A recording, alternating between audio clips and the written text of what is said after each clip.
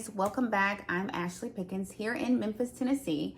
I am a real estate broker and an auctioneer. I auction off foreclosures at the courthouse. I do trustee sales here in Shelby County. So today's video is all about what to do if you win the auction, right? I mean, that's the goal, right? You go in there, bid ready, you've done your due diligence, you found your properties, and you go in there to win. And you won. So let's talk about what happens after you've won the property. Okay, stay tuned, guys.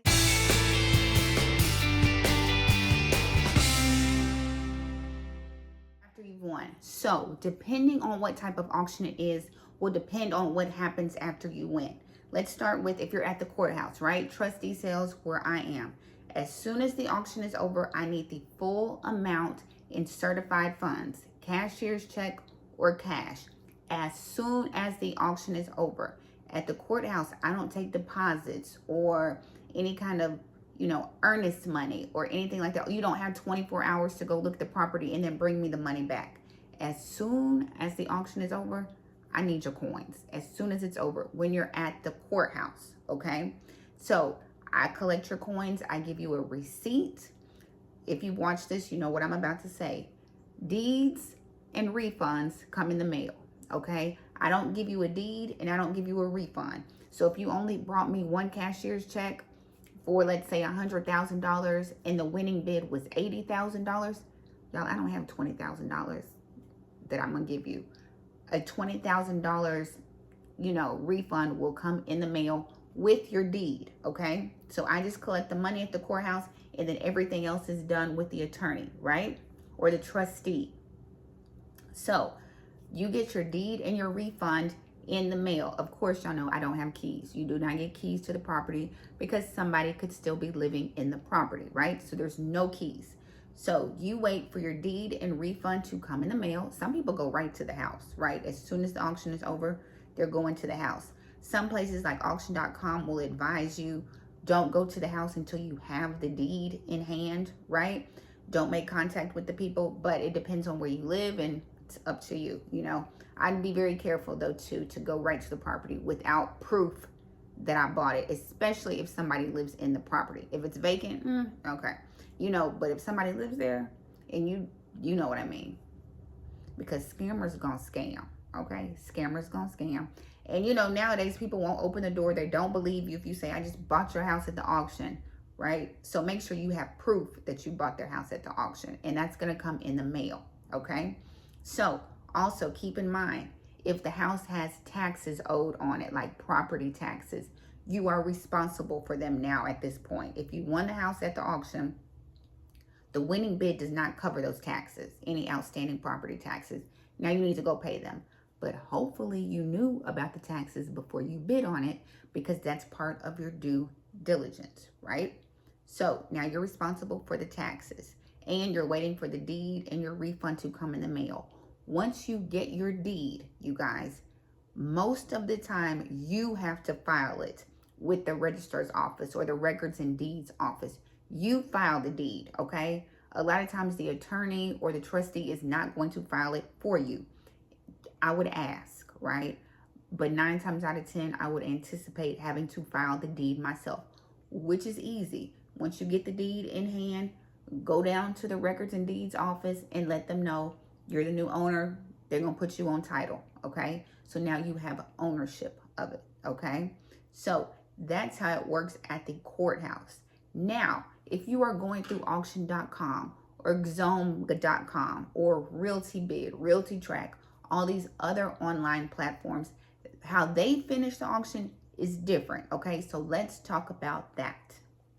Okay, so a lot of times, like at auction.com, if you are buying the property as like a LLC, an incorporation, they might ask to see your documents, right? They might want to see that certificate of good standing or your articles. So remember to bring those, especially if you win. They might ask to see it. If you're not buying it in your personal name and buying it in an LLC, they might want to see those documents. So make sure to take those with you. Another thing I want to remind you guys is a lot of these auction platforms have these buyer premiums and, bidding reserves.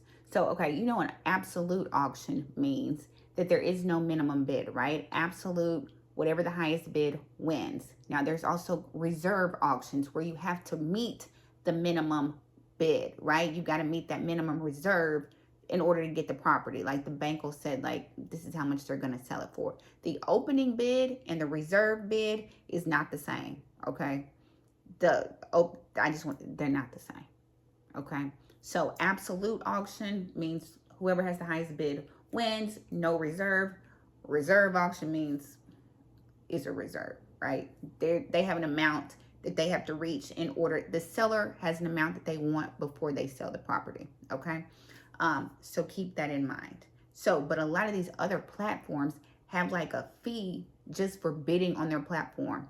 I think like 10x.com, like it's a $250 fee that you have to pay just to bid. Like a lot of these places have like a 1-2% buyer's premium that you have to pay. Y'all, at the courthouse, whatever the highest bid is, that's the only money that I collect, right? I'm not collecting anything on top of it. There's no buyer's premium, no deposit, no fee, no. Whatever the winning bid is, that's the only money I'm collecting, okay? But on some of these other platforms, absolutely.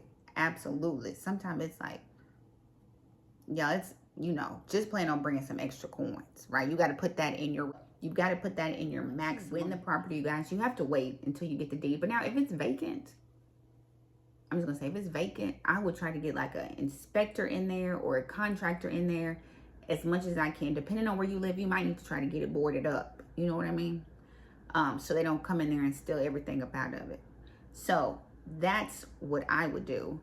I would get a contractor out there to give me an estimate on how much the repairs are going to be as soon as you can, right? So that's something that I would do. Okay, another thing, don't forget to think about is title insurance. Like I guess it depends on whether or not you want to do it, but title insurance, home insurance, you definitely want some homeowner's insurance on a property, especially if you're doing repairs on it. You start investing all that money in a tree fall on it. Homeowner's insurance, title insurance. Think about things like that. Those are things you want to think about after you buy the property, okay? And you can get quotes, before you even go to see how much your homeowner's insurance is going to be. Because y'all, they're like adding up your homeowner's insurance if you got some big trees in the yard, especially because we've had so many storms down here in the South. Now, if you got a big tree sitting in the front of your yard, they're going to add some money to your insurance. Just be prepared to pay, okay? And again, I just want to remind you, not keys, because I don't have keys. Just want to remind you, refunds and deeds come in the mail. When you get that deed, go file it with the county, okay? Registrar's office, records and deeds office. You file it immediately, okay? And keep them. And you would rekey it, right? When that property, get somebody out there to rekey that property. If you need somebody to board it up, you might need to board up the property. But then now it's yours. Now keep in mind, some states have redemption periods, okay? That means the homeowner can come back and claim the property within a certain amount of time. Keep that in mind. I know that's a lot on tax sales, right? I don't even think they give you the deed until it's out of the redemption period, right?